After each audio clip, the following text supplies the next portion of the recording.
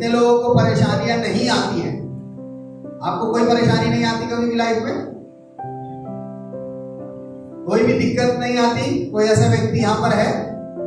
कोई बीमारी, कोई तकलीफ, कोई ऐसा व्यक्ति है जो इस बात को कह सके कि मुझे अब तक पूरी जिंदगी में किसी प्रकार की कोई तकलीफ नहीं हुई, कोई बीमारी नहीं आई, कोई ऐसी बात मेरे साथ नहीं घटी जो मुझे परेशान कर सके? कोई है ऐसा व्यक्ति? नहीं है ना? कभी ना कभी जिंदगी में कोई ना कोई बात ऐसी जरूर होती है जो आपको तकलीफ पहुंचाए या आपको परेशानी में डाले, या कोई चीज ऐसी होती है जिसकी वजह से आप दुखी हो सकते हैं, या किसी बीमारी में फंस सकते हैं, या कुछ भी ऐसा हो सकता है जो आपको तकलीफ देता, या कोई भी चीज ऐसी हो सकती है जिस चीज से आप परेशान हो जाते। और आज हम निवारण देखेंगे कि अगर जीवन में परेशानियां, तकलीफें आती हैं, ये एक कॉमन बात है, ये आएंगी ही आएंगी, ऐसा नहीं है कि नहीं आएंगी, आएंगी जरूर। लेकिन जब वो आती हैं तब आपको क्या करना चाहिए और क्या नहीं करना चाहिए, उस टाइम के लिए बाइबल के अंदर एक बहुत अच्छी चीज हमें दी गई है कि हम ऐसा क्या करें कि जब परेशानियां आए, जब तकलीफें आए या मुसीबतें आए, तब हम ऐसा क्या करने लगे जिससे वो परेशानियों का हल निकल आए। चलिए, आज का जो मेरा टॉपिक है वो है परीक्षा में आनंद। परीक्षा में आनंद। अब आप कहेंगे कि हम किसी परीक्षा में पड़े हुए हैं, या हम किसी मुसीबत में फंसे हुए हैं, या हम किसी बीमारी में फंसे हैं, तो इसमें आनंद कहां से आ जाएगा, खुशी कहां से हो जाएगी, इसमें हम खुश कैसे हो सकते हैं?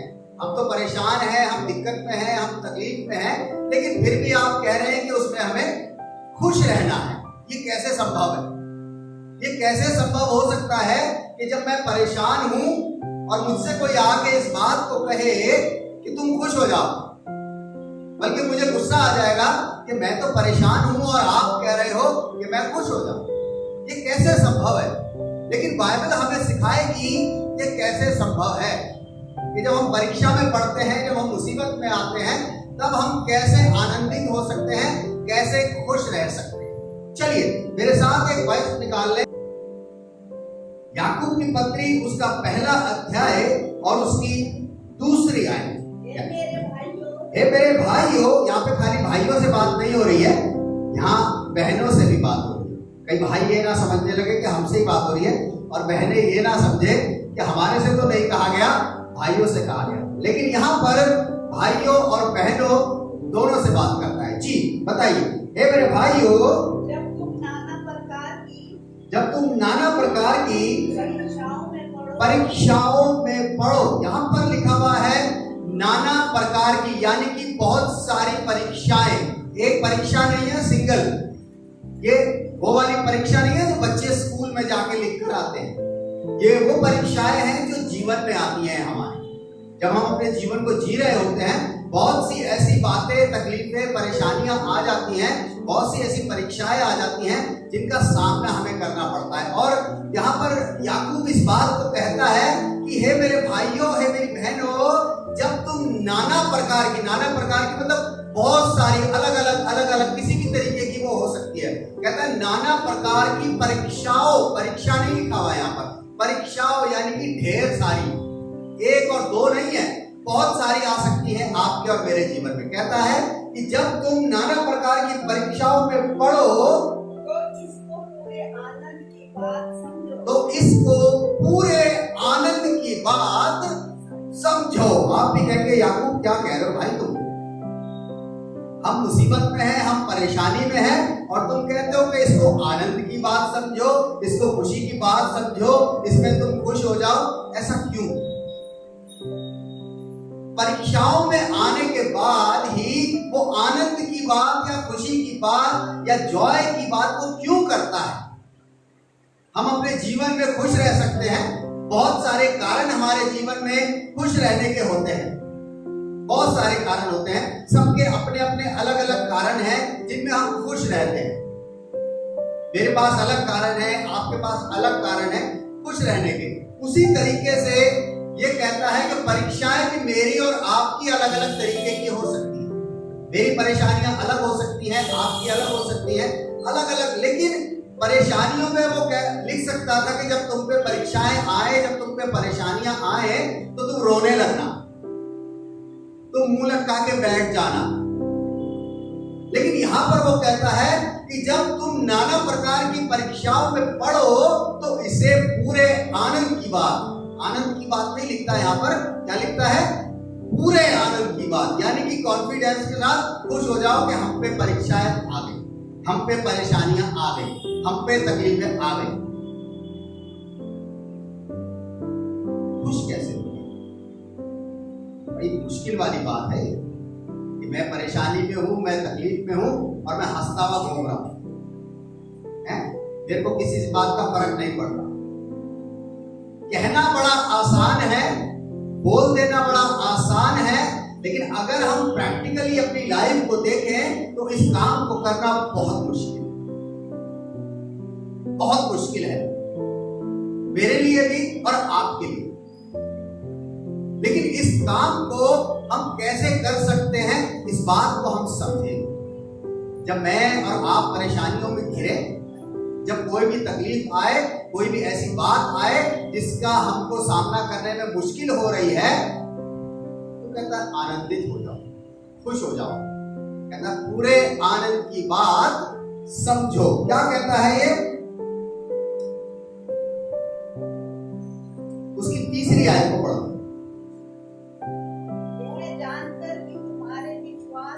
कहता है कि ये जानकर कि तुम्हारे विश्वास के परखे जाने से, यहां पर जैसे ही आपके ऊपर परीक्षाएं आई, जैसे ही तकलीफें आई, जैसे ही परेशानियां आई, जैसे ही मुसीबत आई, और अब आपका विश्वास जो है यहां परखा जाएगा। अगर आप विश्वासी हैं तो, अगर आप विश्वासी नहीं हैं तो फिर कोई बात नहीं, फिर तो आप चाहे खुश हो जाइए चाहे दुखी हो जाइए, कोई बात नहीं। लेकिन यहां पर वो कहता है कि जब तुम नाना प्रकार की परीक्षाओं में पढ़ो तो इसे पूरे आनंद की बात समझो, क्योंकि अब कुछ होने वाला है आप। क्योंकि इस वक्त जब आप परेशानी में हैं, जब आप तकलीफ में हैं, जब आप मुसीबत में हैं, जब आप परीक्षाओं में हैं, तब हमारा विश्वास कहां है?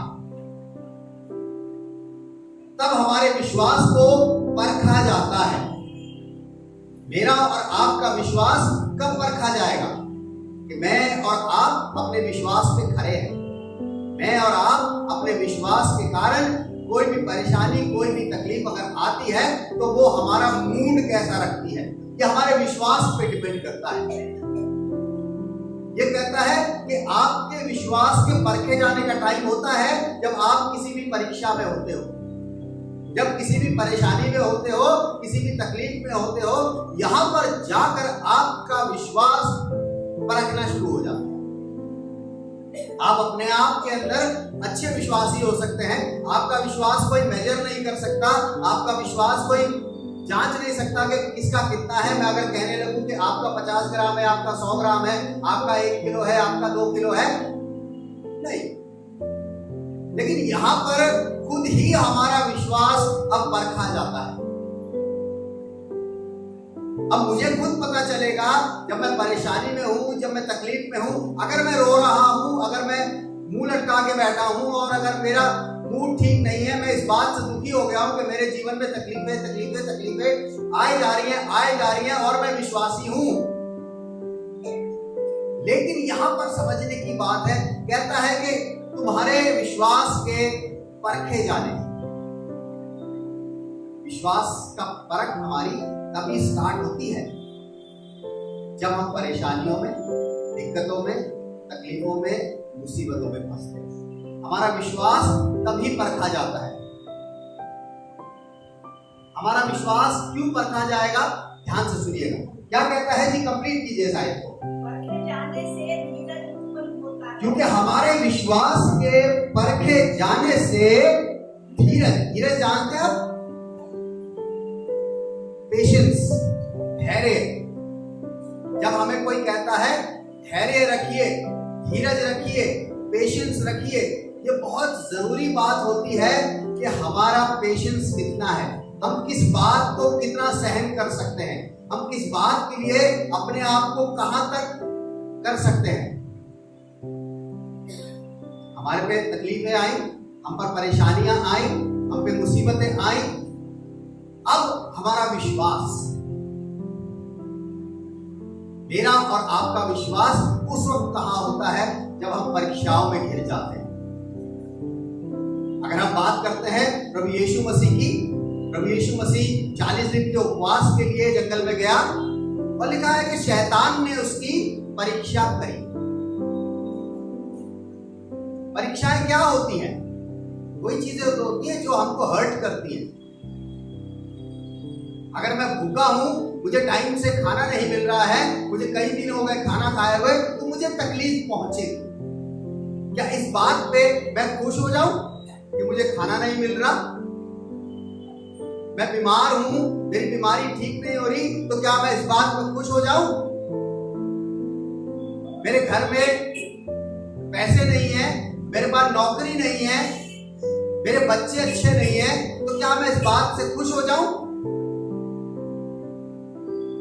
वो कहता है कि जब तुम नाना प्रकार की परीक्षाओं में पढ़ो तो इसे पूरे आनंद की बात समझो। आनंद की बात क्यों समझनी है? क्योंकि वहीं से स्टार्टिंग होती है विश्वास की। आप विश्वासी अपने आप को इस तरीके से बताते हैं कि आप आराधना करते हैं, आप अपने आप को विश्वासी बताते हैं कि आप बाइबल पढ़ते हैं, आप अपने आप को विश्वासी बताते हैं कि हम प्रार्थना करते हैं। नहीं, इन सब चीजों से विश्वास की परख नहीं होती है। विश्वास की परख होती है जब मैं और आप परेशानियों में फंस जाते हैं, जब हम परीक्षाओं में होते हैं, तब हमारे विश्वास की परख होती है कि हमारा विश्वास कैसा है। चेले नाव में जा रहे थे, तूफान आ गया, परेशानी आ गई, नाव डोलने लगी, हवा बहुत तेज थी। यीशु मसीह साथ में ही था, लेटा हुआ था नाव में, कहता वो सो रहा था और चेलों ने उसे जगाया तो स्टेटमेंट क्या दी? क्या बोला चेलों ने? तू सो रहा है, हम मरे जा रहे हैं। तू सो रहा है और हम मरे जा रहे हैं, नाश हो रहे जा रहे हैं। चेले यीशु मसीह के साथ थे। हमारे साथ भी यही होता है। हम कहते तो हैं कि यीशु मसीह हमारे साथ है, हम यीशु मसीह पर विश्वास करते हैं, हम यीशु मसीह के पीछे चलते हैं, उसके वचन को मानते हैं, उसके वचन पे चलते हैं, लेकिन जैसे ही हमें लहरें पड़ती हैं, थपेड़े पड़ते हैं, परीक्षाओं के, परेशानियों के, तब यहां पर कहता है कि तब विश्वास परखा जाता है। और अगर जब हमारा विश्वास परखा जा रहा है, परखा तभी जाएगा ना। कोई परेशानी आई, अरे कोई बात नहीं यार, देख लेंगे, ठीक हो जाएगा।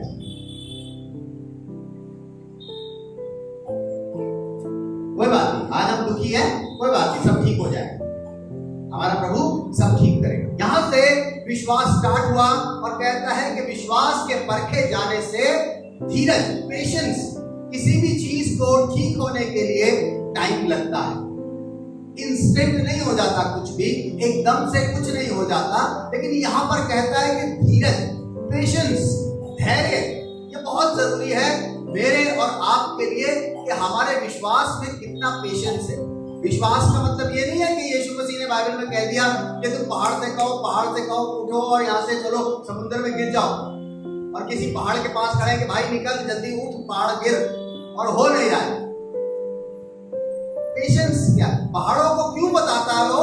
पहाड़ है हमारी नाना प्रकार की परीक्षाएं, वो परेशानियां, वो दिक्कतें जो हमारे जीवन में सदा बनती हैं, आती रहती हैं। कहता है लेकिन जब परेशानियां आए, दिक्कतें आए, तब आपको क्या करना है? इसे पूरे आनंद की बात है, खुश हो जाना है कि मुझ पे परेशानी तो आई, अब मेरा प्रभु मेरे लिए कुछ करेगा।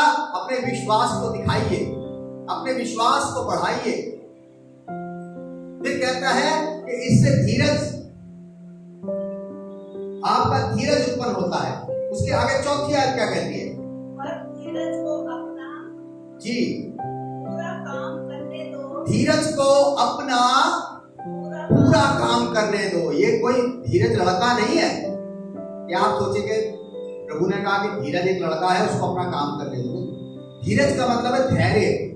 जो आपके अंदर आपका धीरज है, आपका पेशेंस है, उसको काम करने दें। अब वो कैसे काम करेगा? सवाल ये उठता है, वो कैसे काम करेगा? वो कहता है धीरज को अपना पूरा काम करने दो। कई बातें बाइबल के अंदर इस तरीके से बताई जाती हैं, यहां पर कहता है पूरे आनंद की बात समझो, और कहता है कि पूरा काम करने दो। आधा अधूरा कुछ नहीं बताएगी वो। आधा अधूरा उसके पास नहीं है, उसके पास हर चीज का कंप्लीट सॉल्यूशन है, पूर्ण निवारण है उसके पास हर चीज का। कोई भी चीज ऐसी नहीं है जो आपके जीवन में आधी अधूरी बता के छोड़ दे। वो कहता है कि धीरज को अपना काम करने दो। इंग्लिश में लिखा हुआ है फुली डेवलप एंड कंप्लीट। अपना काम करने दो उसे। जी आगे पढ़िए इसको कि तुम पूरे और सिद्ध, यानी कि आपको सिद्ध बनना है, आपको कंप्लीट होना है। अभी आप इनकम्प्लीट। विश्वास जब आपका बढ़ेगा, जब परखा जाएगा, और विश्वास के परखे जाने से जब आपके अंदर धीरज उत्पन्न हो जाएगा, आपको धीरज रखना आ जाएगा, किसी भी बात के लिए आपको सहना आ जाएगा। अगर आसान भाषा में आप परेशान है और टाइम से आप किसी चीज के लिए परेशान है, लेकिन आप चाहते हैं वो जल्दी से ठीक हो जाए, जल्दी से आपको उसको ठीक करना चाहते हैं, लेकिन वो ठीक नहीं हो रही। क्यों नहीं ठीक होती? प्रभु हमारा धीरज परखता है। वो चाहता है कि हमारा विश्वास प्रभु पे हो। तभी कहता है कि धीरज को अपना पूरा काम करें। जब धीरज आपका पूरा काम करेगा, तब आप कंप्लीट हो जाएंगे, आप डेवलप होंगे, अपने अंदर चेंजेस को देखेंगे, अपने अंदर चेंजेस को देखेंगे। फिर आपको ये नहीं लगेगा कोई परेशानी आ रही है, कोई तकलीफ आ रही है तो आपको तकलीफ दे रही। बहुत दुखी हो जाते हैं, कई बार बहुत ज्यादा परेशान हो जाते हैं, प्रार्थना करते हैं, उत्तर नहीं आ रहे, जवाब नहीं मिल रहे। क्यों? क्योंकि धीरज परख रहा है। अब यहां से आपका विश्वास परखा जा रहा है और आपके अंदर धीरज आना चाहिए। कोई बात नहीं प्रभु जी, हम परेशान हैं, हम आप पर विश्वास करते हैं, हमें मालूम है कि हमारी परेशानी आप दूर कर दें, हमें इन परीक्षाओं में से निकालेंगे, हमें मालूम है। यहां से आप एक डेवलपमेंट की तरफ बढ़ेंगे, आपकी उन्नति होगी, आप पूरे होते जाएंगे और सिद्ध होते जाएंगे, क्योंकि सिद्धता होनी बहुत जरूरी है। चलिए आगे बढ़ते हैं। और तुम में किसी बात की घटी नहीं रहेगी। रोमियो उसका 5वां अध्याय और उसकी 3री आयत। केवल यही नहीं वरन हम कलेशों में भी घमंड करें। अभी तो परीक्षाओं की बात हो रही थी, इसकी बात हो रही थी, परीक्षाओं की बात। अब यहां पर एक शब्द आया है, क्या शब्द आया? कलेश। कलेश शब्द जानते? आप लोगों से बात कर रहा हूं। कलेश शब्द जानते हैं आप? है ना? जब कलेश होते हैं, कलेश की डेफिनेशन कई तरीके से लोग देखते हैं कि वो कलेशी है, उसने कलेश बचा रखा है ना? लेकिन असल मायनों में कलेश है क्या? वही चीज जिससे आप परेशान हो रहे हैं। चाहे वो कलेश मैं दूं आपको, चाहे वो कलेश आपको कोई भी दे, जिस चीज से आप परेशान होते हैं उसको आप कलेश कहते हैं। क्या कहता है कि कलेशों में घमंड करें? ये कैसी बात? वहां कह रहा था जब आप परीक्षाओं में पढ़ो, नाना प्रकार की परीक्षाओं में पढ़ो, तो इसे आनंद की बात समझो। अब कहता है कि जब तुम कलेशों में पढ़ो, तो क्या कह रहा है इसके आगे? केवल यही नहीं वरन हम कलेशों में भी घमंड करें। जब कलेश बढ़ जाता है ना, सहन से बाहर हो जाता है। अरे ये तो बहुत परेशान करता है, ये तो इसने तो नाक में दम कर रखा है, ये तो बस हट जाए, तो किसी तरीके से ये कलेश हमारी जिंदगी से निपट जाए तो हम खुश हो जाए। लेकिन वो कहता है कि जब आप पर कलेश आए तब आपको घमंड करना है उसमें। आपको घमंड करना है कि हमारी जिंदगी में कलेश आ गए, हमारी जिंदगी में तकलीफें आ गई, मतलब परीक्षाओं से भी बढ़कर, मुसीबतों से भी बढ़कर वो चीजें जब आपको दबाने लगे, आपको सताने लगे, जो आपके कंट्रोल से बाहर है, जिन चीजों पे आपका बस नहीं चलता, जिनको आप खुद ठीक नहीं कर पाते, जिसके लिए आप बहुत परेशान रहते हैं, तकलीफ में रहते हैं, रोते रहते हैं, आंसू बहाते रहते हैं, लेकिन वो चीजें आपके जीवन से जा ही नहीं। वो कहता है उन चीजों पे आपको घमंड करना है कि मेरे जीवन में कलेश है, मेरे जीवन में परेशानी है, मेरे जीवन में तकलीफें हैं, मेरे जीवन में तो मुसीबतें हैं। अरे वाह, कितनी अच्छी बात है, ये सारी चीजें मेरे जीवन में है। और उस घमंड करने को क्यों कहता है? कलेशों पे घमंड करो, हमें घमंड दूसरी चीजों पे होता है। मैं और आप अलग अलग तरीके से घमंड कर सकते हैं, अपनी क्वालिटीज पे घमंड कर सकते हैं, अपने पैसे पे घमंड कर सकते हैं, अपनी ताकत पे घमंड कर सकते हैं, अपनी पोस्ट पे, अपने रुतबे पे हम घमंड कर सकते हैं। लेकिन वो यहां कहता है कि आपको अगर घमंड करना है ना, तो अपने कलेशों पे घमंड करो कि हम पे कलेश पड़ रहे हैं, हम पे तकलीफें पड़ रही है। चलिए जानते हैं कि पौलुस ऐसा क्यों कहता है। आगे बढ़े प्लीज। ये जानकर कि कलेश से धीरज, फिर वही पेशेंस आएगा। परेशानियां आएंगी तो आपको पेशेंस रखना ही रखना है, धीरज रखना ही रखना है, धैर्य रखना है, क्योंकि फिर उसकी एक सीक्वेंस बताता है। वो क्या सीक्वेंस बताता है वो? क्योंकि कलेशों से धीरज, और धीरज से खरा निकलना, और खरे निकलने से आशा उत्पन्न। आशा का मतलब उम्मीद है ना। ये एक ऐसी चीज है जो हम में से हर किसी को होती है, मुझको भी होती है, आपको भी होती है कि अब ये अच्छा हो जाएगा, अब ये अच्छा हो जाएगा, ये अच्छा हो जाएगा, ये अच्छा हो जाएगा। लेकिन ये एक सीक्वेंस में आती है, ये ऐसे ही पहले ही आशा नहीं आ जाएगी। आशा की एक सीक्वेंस इन्होंने दी है कि आशा आपके जीवन में आएगी कब? आप परेशान हैं, आप दिक्कत में हैं, आप बीमारी में हैं, आप परीक्षाओं में घिरे हैं, आप सोच रहे हैं ठीक हो जाए, ठीक हो जाए, ठीक हो जाए, एक उम्मीद लगाए बैठे हैं कि ये ठीक हो जाए। लेकिन खाली उम्मीद से नहीं, उससे पहले की एक सीक्वेंस वो बताता है कि आपको धीरज रखना है, विश्वास के साथ आपको परमेश्वर पर विश्वास रखना है, और ये धैर्य रखना है, ये धीरज रखना है, फिर आशा आएगी। एक उम्मीद रखिए, धीरज रखना है।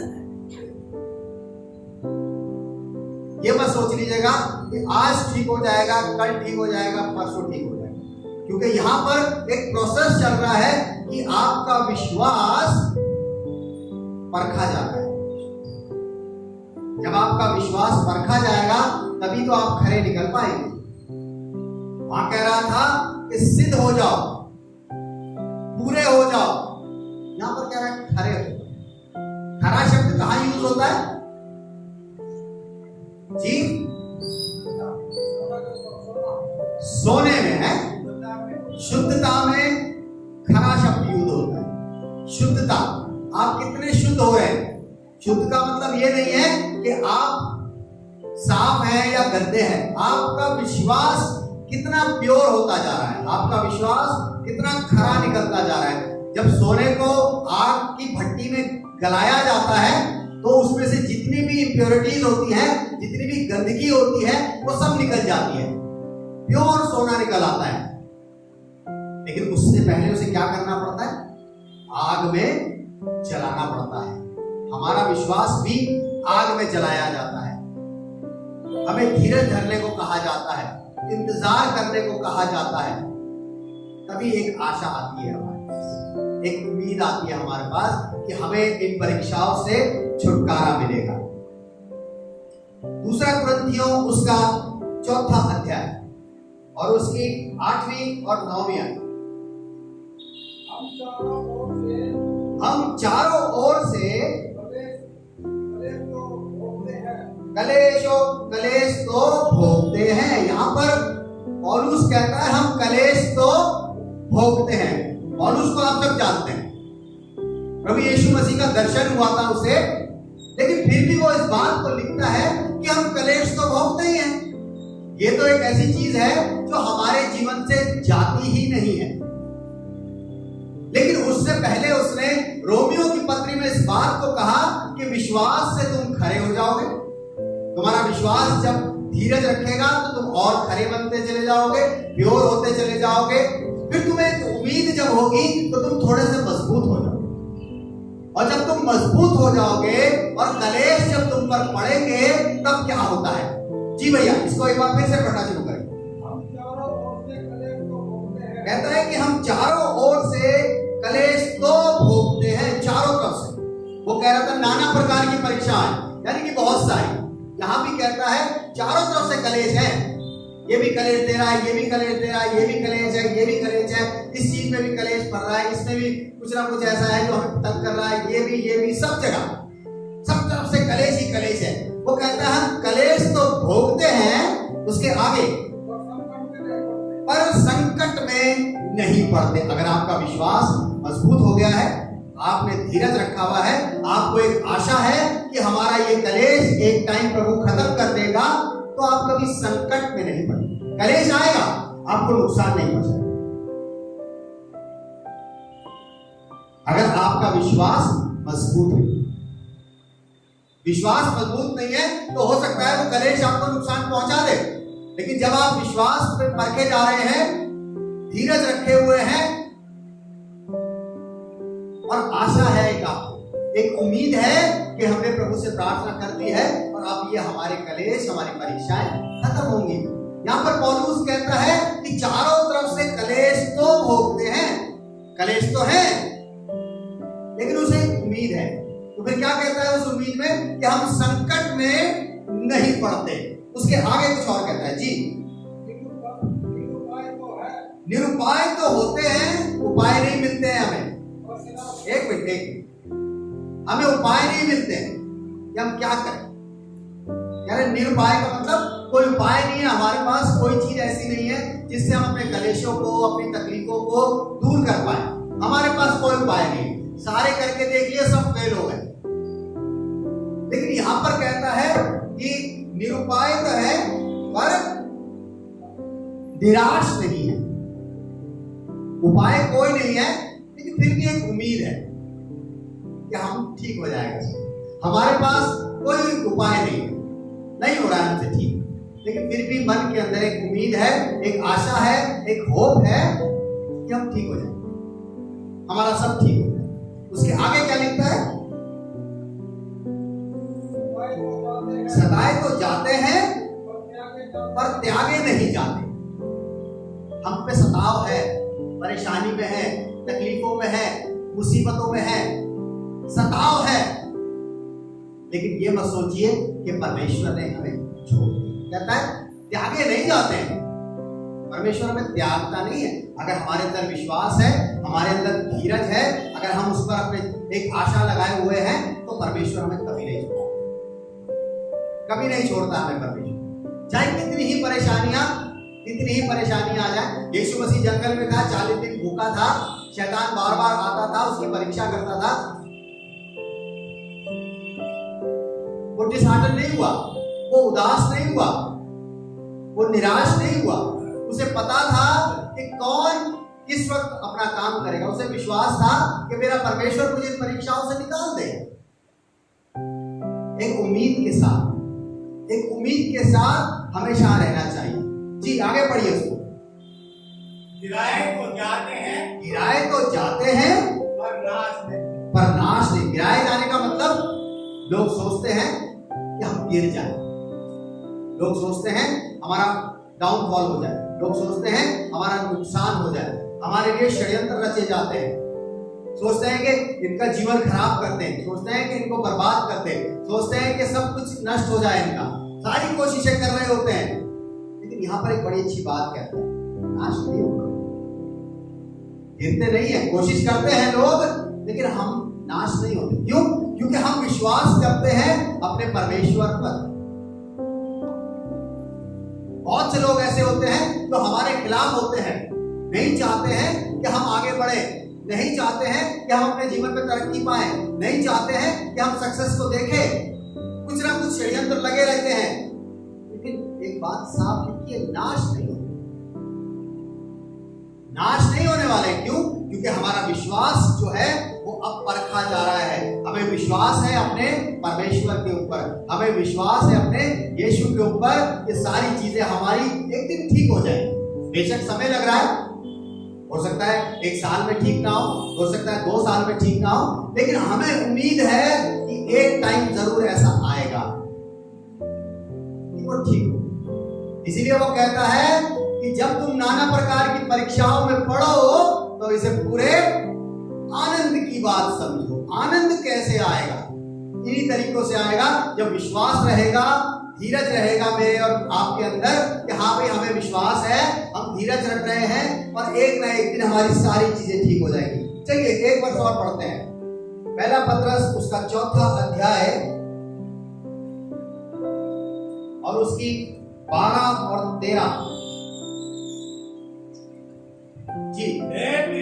हे प्रियो जो दुख रूपी जी हाँ अग्नि तुम्हारे परखने के लिए तुम पे भड़की है। यहाँ पर लिखता है कि हे प्रियो, मुझसे और आपसे बात कर। प्रियो का मतलब, प्रियो का मतलब हम परेशान हैं, दिक्कत में हैं, तकलीफ में हैं, लेकिन एक सॉफ्ट शब्द आ रहा है, बिलोवेड, हमें मेरे प्यारो। ये उम्मीद होती है आपको जब कोई परेशानी में हो, तकलीफ में हो, जब आपको कोई तसल्ली देता है ना, वो तसल्ली आपके लिए बहुत होती है, आपको पता है। यहाँ पर पतरस कहता है कि हे प्रियो, जो दुख रूपी अग्नि, यानी कि जो दुख है, परेशानियां हैं, कलेश हैं, तकलीफें हैं, परीक्षाएं हैं, वो आग की तरह है, वो आग की तरह है, वो जलाने की कोशिश करते हैं, वो भस्म करने की कोशिश करते हैं, वो नाश करने की कोशिश करते हैं। यहां पर वो साफ बात कहता है कि हे प्रियो, जो दुख रूपी अग्नि तुम्हारे परखने के लिए तुम में भड़की है। अग्नि भड़की क्यों है? हमें परखने के लिए। हम कहते हैं कि हम विश्वासी हैं, हम कहते हैं कि हम प्रभु के पीछे चलते हैं, हम कहते हैं कि प्रभु हमारा रखवाला है, लेकिन जब परेशानी आई, जब तकलीफें आई, तब क्या हो? कहता है ये दुख हमें आता है हमारे पास इसलिए कि हमारा विश्वास परखा जाए। जी आगे। इससे यह समझकर अचंभा ना करो, इसे ये समझकर अचंभा ना करो कि कोई अनोखी बात तुम पर बीत रही है, कि कोई अनोखी बात तुम पर बीत रही है। अगर परेशानियां, तकलीफें, दिक्कतें हम पर आती है ना, तो कोई अनोखी बात नहीं, अनोखी बात नहीं है। उस टाइम प्रभु यीशु मसीह को याद करें। प्रभु यीशु मसीह परमेश्वर का बेटा, अलौकिक शक्तियों से भरा हुआ, आश्चर्य कर्म करने वाला, बीमारों को ठीक करने वाला, खाना खिलाने वाला, अंधों को आंखें देने वाला, उसके पास तो इतनी सारी पावर्स थी, सामर्थ्य था वो, लेकिन उस पर भी परेशानी आई, उस पर भी तकलीफ आ गई। लोग उसको पता नहीं क्या क्या बोलते थे, उसके साथ बुरा व्यवहार करते थे।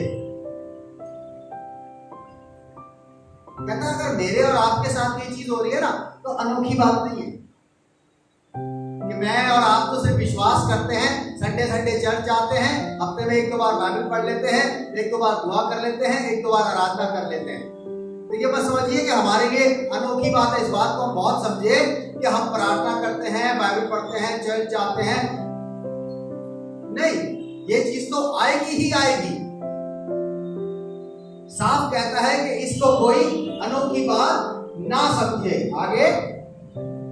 पर जैसे जैसे मसीह के दुखों में पर जैसे जैसे मसीह के दुखों में सहभागिता होती हो, सहभागी होते हो, ध्यान से सुनिएगा, आनंद एक करो। मिनट एक मिनट, कहता है जैसे जैसे एक परेशानी आप पर आई, यीशु मसीह को याद कीजिए, दूसरी आई, यीशु मसीह को याद कीजिए, तीसरी आई, यीशु मसीह को याद कीजिए, चौथी आई, यीशु मसीह। कहता है जैसे जैसे परेशानी आती जाए, यीशु मसीह के दुखों को याद करते जाओ।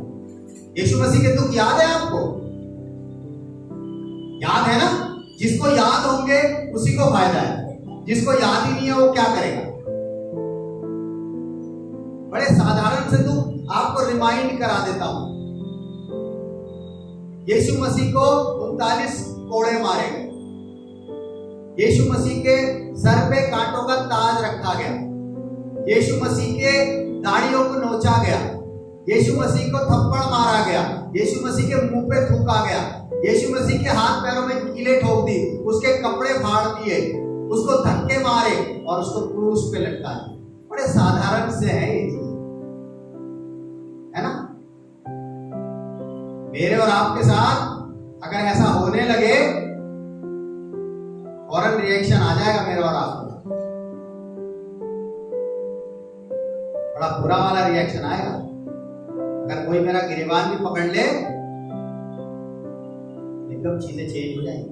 वो कहता है कि जैसे जैसे आप दुख आते हैं आपको, आप यीशु मसीह के दुखों को याद करो कि उसमें भी तो दुख आए थे, उसमें भी तो परेशानी आई थी, उसमें भी तो तकलीफ आई थी, उसने कोई रिएक्ट नहीं किया।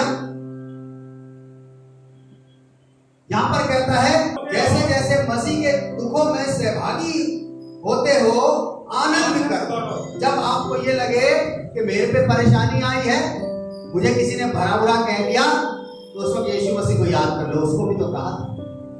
कोई आपको तकलीफ पहुंचा रहा है तो याद कर लो यीशु मसीह को भी कोड़े मारे गए, उसने भी तकलीफ उठाई थी, रिएक्ट कुछ नहीं किया। जैसे जैसे आप दुखों में पड़ो, वैसे वैसे दुख को यीशु मसीह से कनेक्ट करते रहो। आपको खुशी होगी कि मेरे दुख तो बहुत कम है, यीशु मसीह तो मुझसे ज्यादा थे। वो कहता है आनंद करो। खुश होने पे बोलता है कि जब मैं और आप परीक्षा में पढ़ते हैं, परेशानी में पढ़ते हैं, तो कहता है खुश हो जाओ, आनंद करो। क्यों कहता है वो इस बात को, आनंद करने को क्यों कहता है? चलिए लास्ट वर्ष पढ़वाऊंगा, उसके बाद खत्म करते हैं। याकूब पहला अध्याय और उसकी 12वीं। धन्य है वो मनुष्य जो परीक्षा में स्थिर रहता है। क्या लिखा हुआ है यहाँ पर? धन्य है वो मनुष्य। धन्य का मतलब ब्लेस्ड, इंग्लिश में ब्लेस्ड लिखा है और उसकी साधारण भाषा में आशीषित। अगर आप पर परीक्षाएं आ रही हैं, आप पर तकलीफें आ रही हैं, तो आप आशीषित हैं। लेकिन कब, इस बात को जानना जरूरी है। कब कहता है कि धन्य है वो मनुष्य जो परीक्षा में स्थिर रहता है। स्थिर का मतलब बेचैन नहीं होना है, परेशान नहीं हो जाना है। परीक्षाएं आ गई, तकलीफें आ गई, मुसीबतें आ गई, कोई बात नहीं, आई है तो हट भी जाएगी, आई है तो चली भी जाएगी। परेशान होने की जरूरत नहीं, दिक्कत में आने की जरूरत नहीं है। कहता है कि धन्य है वो मनुष्य जो परीक्षा में स्थिर रहता है। आगे, क्योंकि वो खरा निकलकर, खरा बार बार आ रहा है, वहां परखा जा रहा था, फिर खरा आ रहा है। क्या कहता है? क्योंकि खरा निकलकर जीवन का मुकुट पाएगा, जिसकी प्रतिज्ञा प्रभु ने अपने प्रेम करने वालों को दी है। जीवन का मुकुट, जीवन का मुकुट क्या है? ये आज के जीवन में हमें परेशानियां हैं, तकलीफें हैं, दिक्कतें हैं, मुसीबतें हैं, लेकिन जब हम अपनी दूसरी लाइफ में जाएंगे यीशु मसीह के साथ, तब हमको जीवन का मुकुट, यानी कि एवरलास्टिंग लाइफ, अनंत जीवन। जो जीवन में कभी दुख नहीं होगा, उस जीवन में कभी परेशानी नहीं होगी, उस जीवन में कभी कोई तकलीफ नहीं होगी। लेकिन कब? वो कहता है कि जब स्थिर रहेंगे। इंग्लिश में बड़ा अच्छा लिखा है, कहता है after he pass the test. Test pass करने के बाद ही रिजल्ट आता है। स्कूल जो बच्चे जाते हैं उन्हें पता होता है ना कि अगर वो पेपर करके आएंगे अच्छा, उसके बाद उनका रिजल्ट आता है।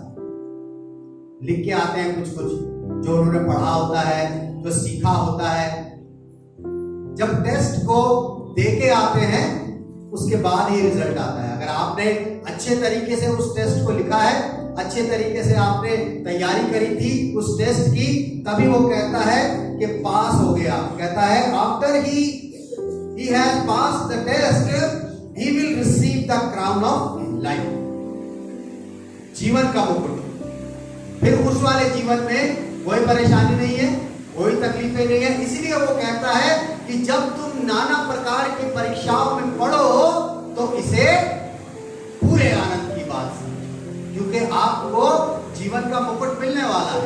अगर आप इस जीवन में परेशान हैं, कोई बात नहीं, टेंशन मत लीजिए। एक जीवन आपको ऐसा मिलने वाला है जिसमें आपको कोई परेशानी नहीं है, कोई कलेश नहीं है, कोई तकलीफ नहीं है, कोई बीमारी नहीं है, सब चीजों से आप आजाद रहेंगे। लेकिन उसके लिए मेरे अजीजों, आपको विश्वास पे, अपने विश्वास को परखने देना है, अपने धीरज को रखना है, पेशेंस रखना है आपने, और तब जाके आप खरे निकल पाए। आइए प्रार्थना करें। धन्यवाद करते हैं प्रभु जी इस अच्छी बात के लिए जो आज आपने हमें सिखाई कि हम परीक्षा में आनंदित रहें, क्योंकि परीक्षा में आनंदित रहने से प्रभु जी हम जीवन का मुकुट पाते हैं। इस बात के लिए धन्यवाद करते हैं। जितने लोग यहाँ बैठे हैं प्रभु जी, सबके लिए आपका धन्यवाद करते हैं प्रभु जी। सबको आप बहुत आयत से बरकत दें प्रभु जी। हम चाहते हैं कि प्रभु जी सबको आप अपने आनंद से भर दें, ताकि जो भी परेशानी, जो भी तकलीफें आपके जीवन में हो प्रभु जी, वो सब उसको सहन कर सकें और एक आशा लगा के इस बात को, अपने विश्वास को तैयार करें कि एक दिन हमारी ये परेशानी, हमारी ये तकलीफ आपके नाम से जरूर होगी। हम धन्यवाद करते हैं इस बात के लिए कि आपने हमें ये बात सिखाई कि परीक्षा में आनंदित। इस विनती को मानकर अपने उद्धार करता प्रभु यीशु मसीह के नाम से आमीन।